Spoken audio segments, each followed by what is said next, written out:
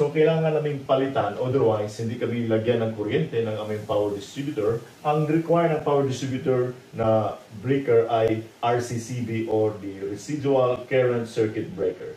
Ang RCCB ay merong extra protection whenever a person is about to be electrocuted. The device will disconnect the circuit once it senses there is a leakage of current flowing through a human body or hindi balanse ang kuryente sa dalawang linya.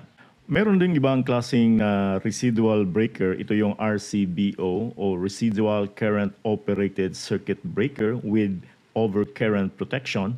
Aside from meron siyang protection against electrocution, meron din itong protection against overloading and short circuit.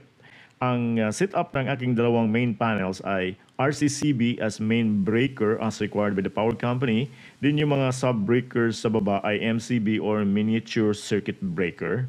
MCB is intended to be used for distribution, kaya it is recommended as sub-breakers. Meron itong protection against overload and short circuit. The RCCB has no protection for overload and short circuit unlike the MCBs. Again, ang meron lang ito ay ang protection against electrocution at kung unbalance yung linya. Kung sakali merong overload or short circuit sa baba ng sub-breakers, mag-trip off ang concern sub-breaker kasi MCB ito. May possibility na hindi mag-trip off ang main breaker kasi RCCB ito. Walang protection against overload and short circuit.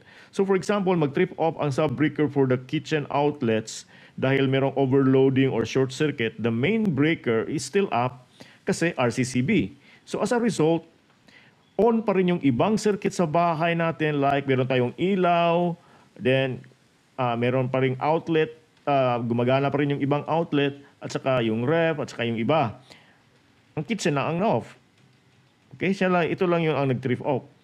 Kaya siguro, ito ang RCCB ang ni-require ng power company namin kasi pag RCBO ang ginagamit as main breaker, pag merong overloading at short circuit sa baba dito na sub-breakers, pati ang main breaker ay ma-turn off kasi RCBO ito. Meron ding protection against overloading and short circuit. So, dalawang breaker ang mag-shut off, ang sub-breaker for example sa kitchen at ang main breaker. As a result, buong bahay natin walang kuryente.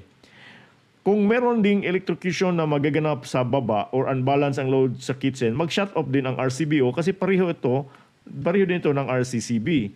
So, ang napakaganda sa setup na RCCB yung main breaker at MCB yung sub-breakers, theoretically, hindi totally mawalan ng kuryente ang bahay kung merong overloading o short circuit lang. Unless merong electrocution o unbalanced load in any of the sub-breakers, mag-shut off talaga ang main breaker kasi RCCB ito.